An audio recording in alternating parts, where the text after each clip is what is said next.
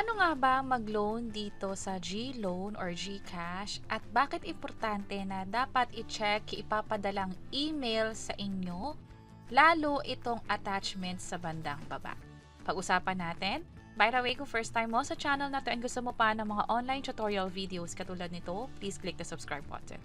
Napakalaking tulong kung sakaling nagkaroon ng emergency at meron tayong option na makapag-loan sa isang legit na lending provider, katulad ng GLoan in partnership with Fuse. Ngayon, gamit ang GCash account mo, ito yung balanse, pag nag-loan ka dito sa Borrow at kinlik itong GLoan, yung perang makukuha mo, right away mag-reflect dito. So, napakaganda kung sakaling emergency, kailangan mo na ng cash, wala kang mahiramang iba, pwedeng magamit ang GCash para dyan. Pumunta sa Borrow, itap itong GLoan, andito yung pinakamataas o yung pwede mong ma-max out na loanable amount. Payable siya ng ganitong buwan, either 9 to 24 months, may ganitong interest at processing fee. Sa mga loans, may processing fee na involved. Sa iba naman, may mga promo silang in-offer na walang processing fee. So, i-double check ninyo kung ano ba yung mga ibabawas na amount doon sa ilo-loan ninyo. Kasi yung processing fee, right away, ibabawas na siya. Yung interest naman, babayaran kada amortization or kada buwan. At dito sa insurance, pag nag-loan ka, may kasamang insurance. At pwede kang mag-loan up to 5 times basta hindi lalagpas in total sa 100,000 pesos. So, tap natin itong get started. And then, i-enter dito ang amount. Ang pinakamaliit na amount na pwedeng i-loan ay 5,000 pesos. So, kung sakaling ang kailangan mo ay 4,000, 3,000, ang i-loan mo talaga ay 5,000 pesos katulad nito. Pero, hindi dapat nalagpas sa 100,000 pesos. So, hindi ka pwedeng mag-loan ng 125 or 300,000 pesos dito.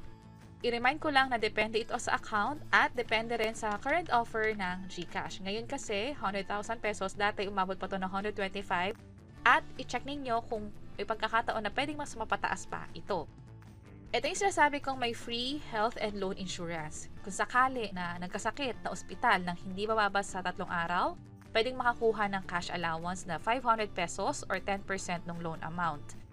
Kung may hindi inaasang pangyayari, halimbawa namatay due to accident or hindi na makapag-work at na-consider ng permanently disabled, may insurance na makukuha dyan. Ang pinaka-insurance ay considered na as paid itong niloloan at kung sakali na sa mga umpisang buwan nakapagbayad ka na, ibabalik sa iyo o sa beneficiary mo yung binayad mo.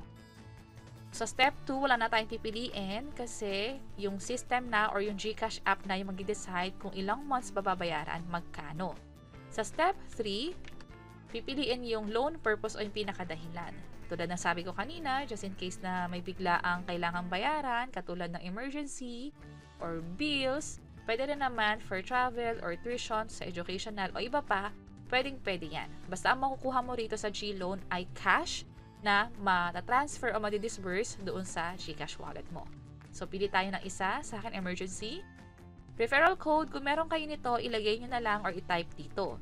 And then, ito din sinasabi ko na mababawas agad yung 3% processing fee. Bakit kailangan alam nyo to? Kasi, paano kung ang inaasahan yung pera ay 5,000 pesos, yun pala ang nakuha nyo lang ay ganitong amount. That's why, pwede nyong i-adjust, halimbawa 5,500 yung i-loan ninyo, para pag nilas yung processing fee, at least, hindi bababa sa 5,000 yung maloloan ninyo or makukuha ninyo. Sa pagdagdag nga pala, in increment of 500, hindi pwedeng may butal na halimbawa 100 pesos or piso. Dapat kada 500 yung dagdag. Kung sakaling 100,000 pesos nga pala yung ilo-loan mo, mapapansin mo nagbago yung interest. Kanina yung interest ay nasa 1.89%, pero ngayon nasa 1.99% at 2 years siyang babayaran instead of 9 months. 6,100 per month yung babayaran. At ang processing fee for that is 3,000 pesos. That's why hindi mo talaga makukuha ng buo yung 100,000. 97,000 yung makukuha just in case na 100k yung ilo-loan. Kung 50k naman, ito yung may pinakamababang interest na nakita ko, 1.59% at isang taon siya babayaran. 4,900 monthly. At lahat ng ilo-loan natin, regardless sa amount, kahit 5,000 o 100,000 pa yan, laging may free insurance. So, ibalik ko lang to sa 5,000 and then get this loan tayo. I-review natin yung information sa GCash. Ang gagawin lang natin dito, scroll down, tap yung next. Ito yung part na magbibigay ng information. Yung nickname, gender, civil status, sa bandang baba, emergency contact. Sino-sino yung pwede mo ilagay sa emergency contact? Ito yung parents mo or kapatid mo or pwede rin yung pinsan, tito, tita, lolo o lola. Tap natin yung next kapag na-fill upan na. This time, i-review na lang yung information. Kung may kailangan i-update dito or i-edit, i-tap itong edit details. Pero kung wala naman, i-check itong I agree. And then may enable itong submit na button. I-tap ito. At ito na yung summary kung saan makikita yung pinaka-amount na makukuha natin, magkano babayaran, ilan yung interest, processing fee, duration o yung term, at kailan yung pinaka-due date. Ito yung pinaka-importante kasi kung sakali na maisipan ninyong bayaran ito in full, pwede kayo magkaroon ng cashback. Pero kung babayaran nyo siya in full, i-consider nyo na dapat before the due date. Sa pinakababa, i-check lang to, and then tap continue. Ito ulit yung amount, confirm. This time, OTP na. I-remind ko lang na pag may OTP, wag na wag talaga to ibibigay kahit kanino kasi it means ina-approve nyo yung transaction.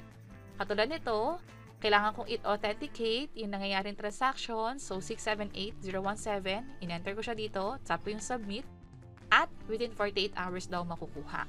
Ang kagandahan dito ay hindi na ako naghintay ng kahit isang oras. Instead, sinap ko yung okay, right away from 15,000 naging 19,000 na ito. Chinek ko yung transaction, pumasok ka yung pera, ito yung oras, and kung sakali na hindi nyo nakikita dito, wala pang pumapasok na pera, i-check nyo yung inbox sa notifications, tingnan nyo kung may update na from GCash. Ito yung sa akin, GCash loan successful at may free insurance pa. Dito sa borrow, sa G-Loan, pwede nyo i-check yung mga loans ninyo sa GCash. And sinabi ko, mga loans kasi pwedeng up to 5 loans dito. Basta hindi lalagpas sa loanable amount na nakalagay sa bandang taas. Tap ko yung okay. Ito yung option na pwedeng mag-add ng another loan. Uulitin lang yung buong proseso pero hindi na kailangan mag-provide ng emergency contact kasi na-save na yon. Instead, yung amount na lang and then OTP na lang. So, ito yung loan natin. Ang due date niya ay Feb 28. Ngayon, may kopya kayo dito ng loan account ID, yung amount, and kung kailan dapat bayaran. Pwede na rin siyang bayaran from here. Pero may ipapadalang email sa inyo ang GCash na katulad nito. Also, may summary din nga pala dito, pero maganda na may kopya kayo ng loan account ID at yung iba pang mga information. Anong ibig sabihin nito? So, open natin tong isang file. Enter ko lang yung password, yung last name, plus yung last 4 digit ng number, tap submit. At makita nyo rito na may mga interest. Kanina nakita natin na 1.89% yung interest na in-offer sa akin.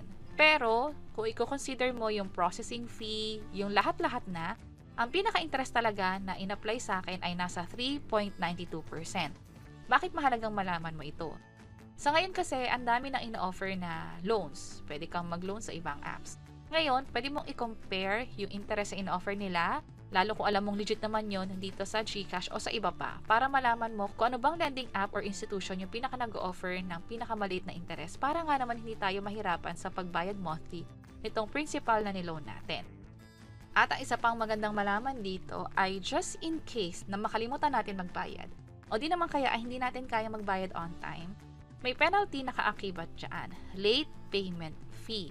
1% nung loan amount. Ibig sabihin, yung 1% ito which is 50 pesos, may pato na kaagad yan. Pero, meron pang 0.15% daily outstanding principal. Ibig sabihin, I think nasa 7 pesos, yung 0.15%. I-check natin. So, yung 5,000 pesos times 0.01 para sa 1% is 50 pesos nga.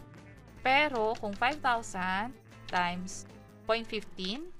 So, kapag pinercentage natin yan, magiging 0.0015, 7 pesos and 50 cents. Ibig sabihin, daily na hindi mo siya mababayaran, bukod sa may fixed na 50 pesos na penalty, plus 7 pesos and 50 cents daily. So, kung mabot yan ng 10 days, magiging 75 pesos. At kung 20 days naman, 150 pesos agad yung nakapatong. So, daily na dadagdagan or daily may penalty plus fixed na 50 pesos o 1% ng loan amount ang magiging penalty. That's why, mas maganda na may iwanan kayong balanse doon sa GCash wallet ninyo kapag magbabayad para hindi makalimutan at automatically pwedeng i-deduct doon. Next naman, i-open natin itong isang file. So, enter ko lang ulit yung password. So, makikita nyo rito yung daily or yung monthly pala na babayaran natin. So, dito, basically, ito lang yung breakdown kung saan napupunta yung payment, sa principal and sa interest. And for that month, pinakamalaking binayad ay sa interest. Bumababa naman siya kada month. And then dito, yung principal naman ay dinadagdagan naman kada buwan. At ang maganda pala dito ay may loan account number din na just in case na hindi nyo ma-access yung GCash app ninyo or wala sa inyo and kailangan nyo siyang bayaran, lalo kung due date na, pwede itong bayaran gamit ibang apps katulad ng BPI, BDO, Metrobank at iba pa. And that's it. Sana nakatulong tong video na to. Kung interesado kayo sa iba't ibang option ng pagbayad sa GCash o yung cashback na in-offer nila, lalo kung kaya magbayad in full, ibig sabihin hindi mo na kailangan bayaran yung interest na katulad na nakalagay dito, pwede nyo i-check yung page or channel namin o yung mga link ay nasa tutorial sa bandang baba. Sana makatulong. See you sa next videos. Bye-bye!